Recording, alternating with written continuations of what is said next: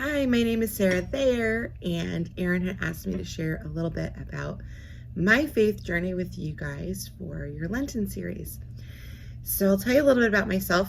I live in Connecticut with my husband Josh and our two kids, Ella and Jonah. Ella is graduating high school this year, and Jonah is a sophomore.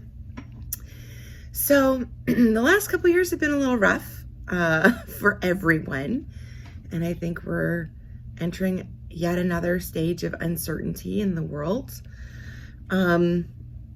So my faith plays a really big role in my ability to be present, my ability to cope, my ability to have joy and laughter when things aren't good. So my faith story really starts from when I was a very little girl.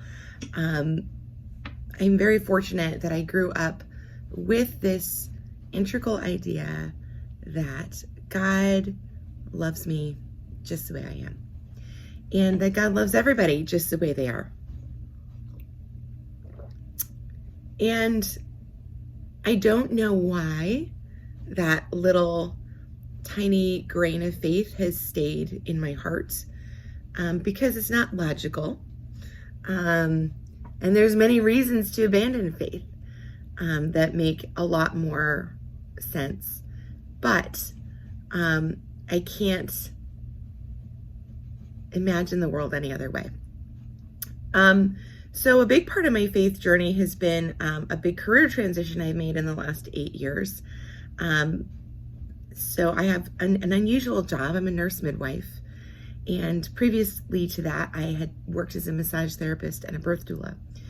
And somewhere along the way, it became clear that I should really consider becoming a midwife. But it seemed like a lot of school, and it was. But wrapped in this idea that God loves us is this other idea that not only are we beloved by God and created by God, but each one of us has a purpose and mission for our lives. And it doesn't have to be big and fantastical, but it could be quite ordinary. But I truly believe that all of us have some fundamental purpose for our existence. So part of that for me was feeling this pull to go back to this really long, arduous bit of schooling to become a nurse midwife. So my first degree was in sociology, and I went back and started taking prerequisite coursework to become a nurse. Then I became a nurse, and I worked as an ICU step-down nurse and a mental health nurse. And I did patient education, all with the ultimate goal of becoming a nurse midwife. And then I went back to school again to finish my midwifery education and training. So I graduated in the spring of 2020, right as the pandemic was unfolding.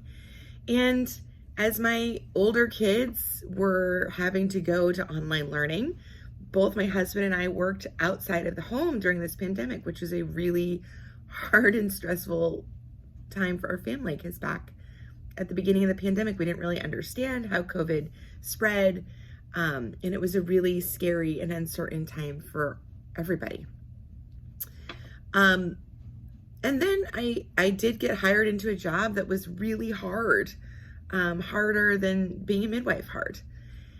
And during this experience, I remember really having some words with the Lord, lots of prayers of like, okay, like you brought me here. What is the end game? This doesn't make a whole lot of sense to me.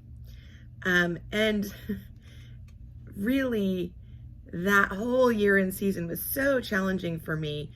But the thing that kind of kept me going was this belief that, all right, God, like you brought me this far.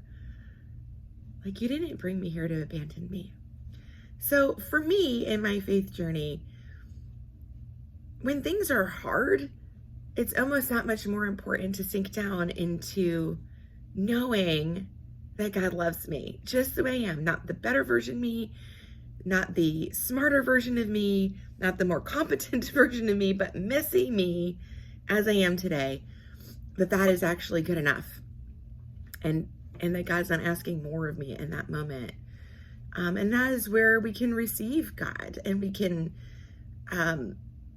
sort of become fortified to heal and love ourselves and one another better, which I think we all could use right now. It's been a rough couple years for a lot of reasons. And I know for me that the more in tune I am with the love God has for me, the more generous I can be, the more compassionate I can be, the more patient I can be. And the bigger the expectations I have of like, I know you didn't bring me here to abandon me. So, that really hard season did change dramatically in November, where I left a position that wasn't a very good fit and moved on to something significantly better. And I don't believe God is sort of a puppet master in the sky, like throwing obstacles in our path so we learn some lesson, or, we have to have these hardships until we learn a certain way. That feels cruel to me. But rather, my experience has been that, like, I don't understand the mess sometimes, but usually with time, I can see that there's some beauty that has grown out of the mess. I was talking to a friend of mine that, like, nobody would be excited about being handed a bag of fertilizer, right? A bag of manure. That's not really a very good gift, but when it's spread in a garden, what can grow? So when life hands us bags of fertilizer, sometimes God can use that to grow something beautiful that we weren't expecting. So don't know if that's particularly helpful to any of you, but that's a little bit of my story.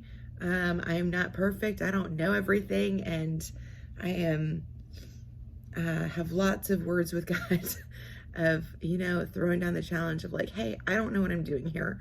I don't know why you brought me here, but like, you need to bring me to the place that makes more sense. So maybe that prayer can help you too. Thanks for letting me share.